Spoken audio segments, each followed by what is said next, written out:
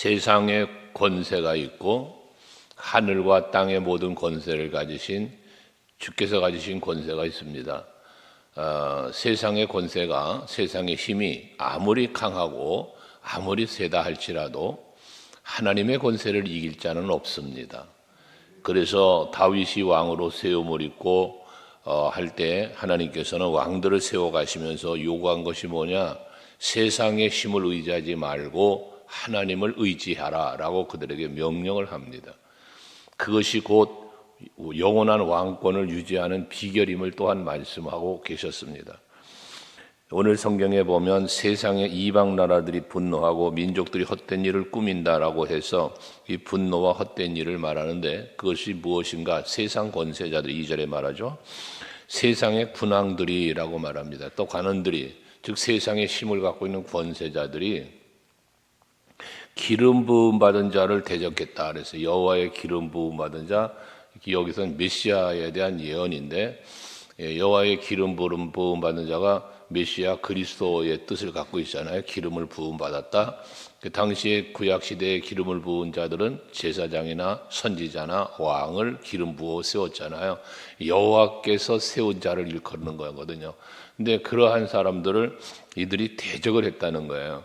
그러면 이들이 대적했다는 말은 무엇인가 하면 여호와의 기름 부음 받은 자지만 그들을 무엇으로 봤습니까? 여호와와 관계된 자를 보는 게 아니라 세상의 기준으로 보는 그러한 것이었기 때문에 대적할 수 있었고, 또 하나는 여호와에 대한 그 능력, 여호와의 하나님에 대한 신적 권위를 상실한, 그걸 배제한 상태 속에서의 대적이 이루어졌다고 볼 수 있습니다. 권세 앞에 권세자가 도장한다는 것은 자기 힘이 더 세다, 자기 힘이 더 강하다라는 사실을 입증하고 싶었던 것이겠죠. 그러나 저들의 그러한 도전은 아무것도 아니요 헛된 것이었다는 것이죠. 이 세상 권세자들이 예수님을 죽였고 또한 예수를 따르는 자들을 핍박했고 수많은 박해들이 있었지 않았습니까? 이게 세상 권세, 세상의 힘을 가지고 핍박했고 짓눌러 보려고 대적했던 모든 그들의 행위였던 것입니다. 하지만 아무리 저들이 그렇게 하나님을 대적하고 또 하나님이 세운 자들을 핍박하고 했어도 그들로부터 그들을 여기 보면 3절에 그러죠. 우리가 그들의 맨 것을 끊고 그의 결박을 벗어버리자 하는도다 라고 말합니다. 저들은 하나님과의 관계를 끊어버리고 하나님을 따르는 저들의 믿음을 짓밟고 그러고 싶었던 거예요. 그게 대적했고 핍박했고 죽이기도 했고 이 수많은 일을 행했거든요. 그러나 로마서 8장 35절도 말씀하는 것처럼 그리스도 예수의 사랑에서 위험이나 적신이나 칼이나 전쟁이나 기근이나 그 무엇도 끊을 수 없다라고 말씀을 하지 않습니까? 우리는 하나님의 사랑에 붙잡힌 자고 하늘과 땅의 권세를 가진 주님의 권세는 세상의 어떤 것으로도 멸할 수 없고 죽일 수도 없고 또 우리 그 사랑에 붙잡힌 우리들을 끊어낼 수도 없다는 것입니다. 이것이 바로 하나님의 사랑의 힘이고 능력인 것입니다. 그래서 로마서 8장의 37절에 보면 우리를 사랑하시는 이로 말미암아 우리가 뭐에 넉넉히 이기느니라 라고 말씀을 하시지 않습니까? 우리는 그리스도 예수로 말미암아 이기는 자의 승리자가 될 수 있었다는 거죠. 그게 우리에게 주어진 하나님의 자녀가 된 권세입니다. 여러분들이 세상을 이기고 환경을 이기며 살 수 있는 힘, 세상의 그 모든 권세 앞에 굴복하지 않을 수 있는 힘, 그것은 오직 예수 그리스도의 이름의 권세요 성령의 충만함의 권세라는 사실입니다. 그래서 우리는 영으로나 육으로나 오직 예수 안에 살아갈 때 우리는 이기는 자가 될 수 있다는 것이죠. 예수께서 요한복음 16장에서도 33절에 말씀하셨지만 너희가 세상에서 환난을 당할 수 있다는 거예요. 그러나 담대해라. 왜? 내가 세상을 이기었노라. 이 세상은 이길 수 있다는 겁니다. 힘들지만 저들이 강해 보이지만 이길 수 있다는 것이죠. 소년 다윗이, 힘없는 그 다윗이 없으이 여김을 받을 수밖에 없었던 그런 다윗이 그 거대한 골리앗을 쓰러뜨릴 수 있던 힘은 물맷돌의 조준 능력이 아니라고 그랬죠. 만군의 여호와 하나님이 그와 함께 하시며 그를 도와주셨기 때문에 가능했던 것처럼 오늘 사는 우리들도 마찬가지입니다. 세상의 힘으로, 세상의 다양한 것들로 여러분들의 신앙을 무너뜨리고 여러분들을 두려워하게 만들고 하나님과 멀어지게 만들려는 여러 가지 미혹이나 공격이 있을지라도 여러분들이 예수의 이름으로 무장하고 하나님의 말씀으로 무장하고 믿음과 소망으로 무장할 때 그 모든 힘들은 여러분 앞에 굴복하게 되어지는 것입니다. 이러한 힘과 능력을 여러분들은 키워가야 합니다. 그 믿음을 키워가는, 강하고 담대한 믿음으로 키워가는 힘은 말씀에 있고 여러분의 믿음을 키워가는 방법밖에는 없습니다. 그래서 아무리 세상에 대적자들이 있고 저들이 결박을 벗어버리자 한다고 해도 소용없다는 것이죠. 그래서 4절에 말씀하시죠. 하늘에 계시니가 웃으시며 주께서 그들을 비웃으시리로다 그랬습니다. 그렇습니다. 힘 있는 자가 약한 자가 도전할 때 보면 웃기는 거죠. 제가 어릴 때에 저희 고향의 선배 중에 키가 아주 작으신 선배가 있었어요. 그런데 그 키가 아주 작은 선배가 키가 큰 분과 싸움이 벌어졌는데 키가 굉장히 작은 분이다 보니까 싸워봐야 싸움이 됩니까? 안 되죠. 그 싸움을 어릴 때 지켜본 경험이 있어요. 키가 어린 게 아니라 또래는 같은데 키 차이가 워낙 나니까 깡충깡충 뛰면서 때려보려고 하니 그게 맞습니까? 안 맞죠. 그런 싸움이 기억이 나는데 하나님 앞에 도전하는 세상의 권세는 마치 그런 것과 같다는 거예요. 아무리 겉으로 보기에 힘이 있어 보이도 하나님 보실 때 우스운 거죠. 그러니까 세상의 권세를 갖고 아무리 도전해도 하나님은 하늘에 계시니까 웃는다는 거예요. 비웃는다는 거예요. 그러면서 5절에 그때 분을 바라며 진노하셨다. 하나님의 진노는 무서운 것입니다. 성경에 하나님의 진노에 대한 표현이 몇 군데 나오지 않아요? 홍수 심판도 그렇고 소돔성의 멸망도 그렇고 고라 자손들을 땅을 삼켜버리심도 그렇고 다윗이 인구조사했다고 해서 내리시는 벌과 이런 것들, 여러분 하나님의 진노는 무서운 것입니다. 아무리 사랑하는 자라 할지라도 하나님의 진노의 대상이 되어버리면 버림도 받을 수 있고 여러분 죽임도 당할 수 있고 고난을 당할 수 있다는 것이죠. 물론 훗날 다시 회복시키시는 사랑이 있지만 하나님의 분노는 이와 같이 무서운 것입니다.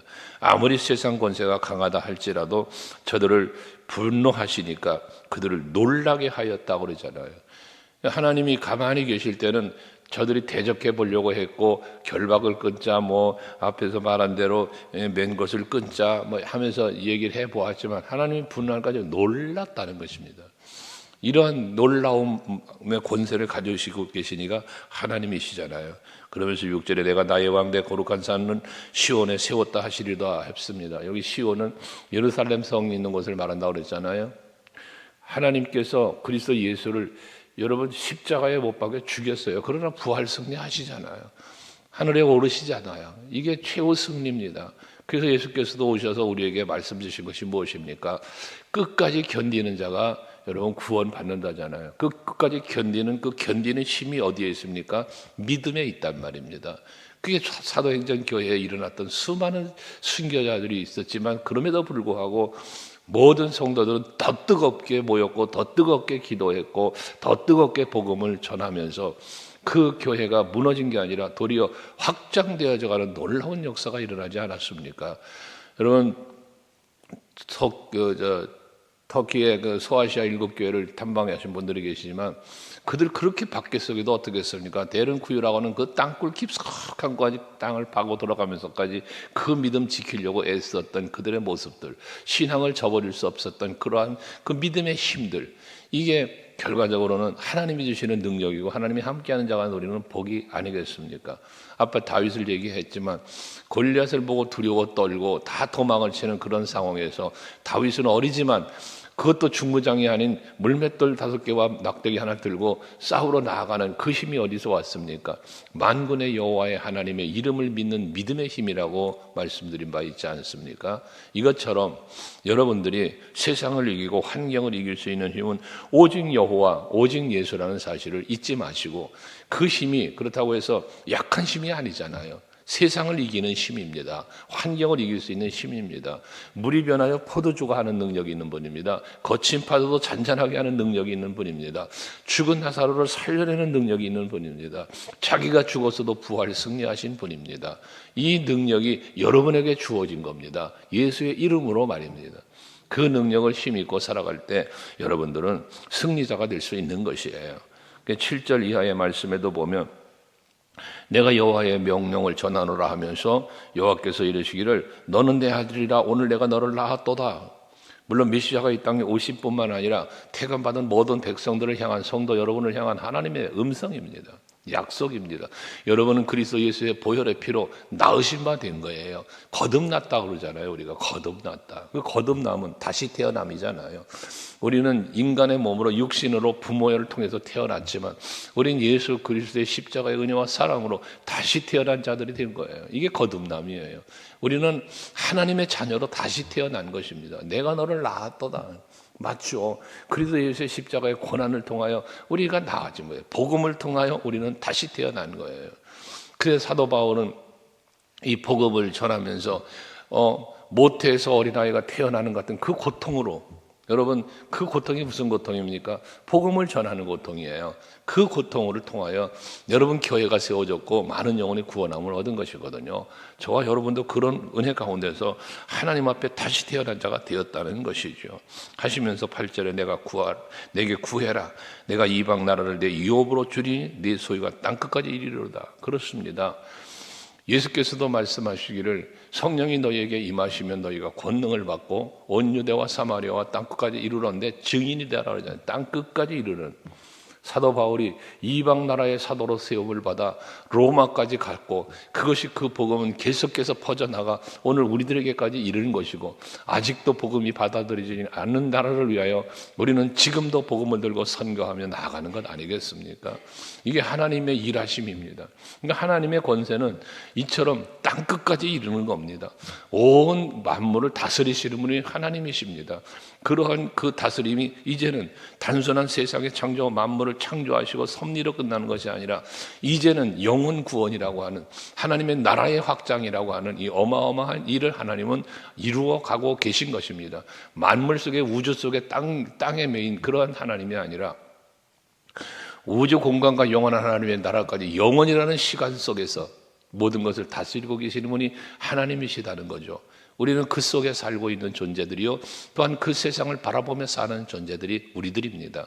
하므로 여러분들이 세상 것을 두려워하지 말아야 합니다. 하나님께서 우리는 기도해야 합니다. 하나님으로 은혜로 말미암아 거듭난 자 되었으니 우리가 태어난 바 되었고 지으신 바 되었으니 그 능력 그 은혜를 사모하면서 부르짖고 나아갈 때 세상의 권세를 이길 수 있는 힘이 여러분에게 생겨질 것입니다. 9절에도 내가 철장으로 그들을 깨뜨리며 질그릇같이 부수리로다. 여러분 철장을 비유하고 여러분 질그릇을 비유하였습니다. 철장으로 질그릇을 떼인다고 생각해 보시오. 아무것도 아니죠. 이게 하나님의 힘과 세상의 힘의 차이를 말하는 겁니다. 세상의 힘은 질그릇 같은 힘이에요. 아무 힘이 없다는 거죠. 그러나 하나님의 힘은 뭡니까? 철장 같은 힘입니다. 여러분들에게 그 힘이 주어진 것입니다. 그 힘이 무슨 힘으로 주어졌습니까? 믿음의 힘입니다. 소망의 힘입니다. 사랑의 힘입니다. 그래서 성령이 임하시면 너희가 권능을 받는다고 한 거예요. 그 권능이 바로 성령의 9가지 열매라고도 말씀드린 바가 있고요. 어쨌든 우리는 예수의 이름과 성령으로 늘 충만함 속에서 세상을 이기는 여러분들이 될 수 있기를 바랍니다. 그러면서 10절 이하에 그런즉 군왕들아 너희는 지혜를 얻으며 세상의 재판관들아 너희는 교훈을 받을지어다 했습니다. 세상의 권세만 갖고 있지 말고 지혜를 배우라고 말씀하고 있습니다. 또 교훈을 받으라고 말씀하고 있습니다. 그 지혜와 교훈이 무엇입니까? 하나님을 아는 거죠. 호세아 선지자를 통하여 말씀한 것처럼 내 백성이 하나님을 알지 못하여 망하는도다 했잖아요. 세상 권세자들이 왜 교만해지며 왜 세상의 힘을 자랑하며 그것을 하나님을 대적하고 그럽니까? 하나님을 알지 못해서 그렇습니다. 하나님의 지혜와 교훈을 갖지 못하였기 때문에 그런 것입니다. 그래서 저들에게 지혜를 얻고 교훈을 받으라고 말씀하면서 11절 말씀에 여호와를 경외함으로 섬기고 떨며 즐거워할지어다 했습니다. 이게 곧 지혜인 것입니다. 잠언서에서 말씀하고 있는 것처럼 여호와를 경외하는 것이 지혜와 지식의 근본이라고 말씀하고 있습니다. 우리의 힘은 여호와를 경외함이 우리의 힘이 되는 것입니다.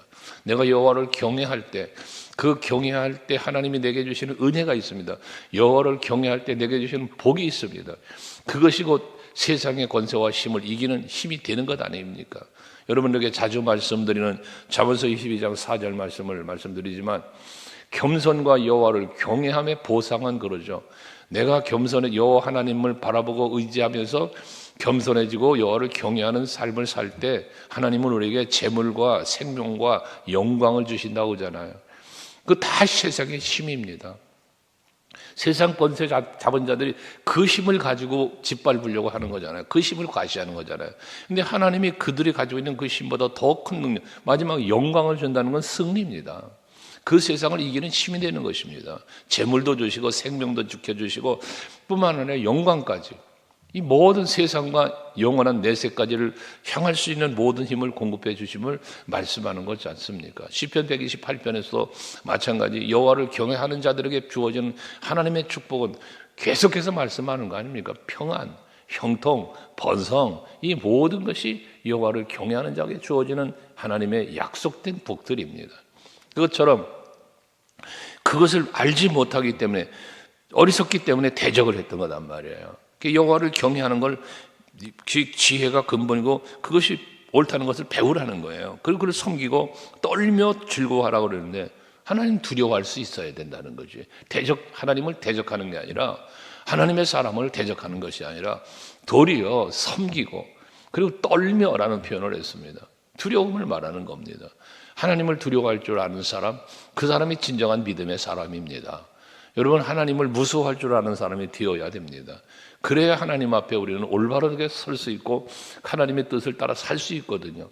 하나님이 무섭지 않으면 하나님의 뜻도 필요 없고 하나님의 명령과 말씀 필요 없어지는 겁니다. 그런데 우리의 마음속에 하나님을 경외하는 마음으로 그 두려운 마음이 있으면 하나님 말씀을 어떻게 떠날 수 있으며 하나님의 그 뜻을 어떻게 저버릴 수가 있겠습니까? 그럴 수 없지 않습니까?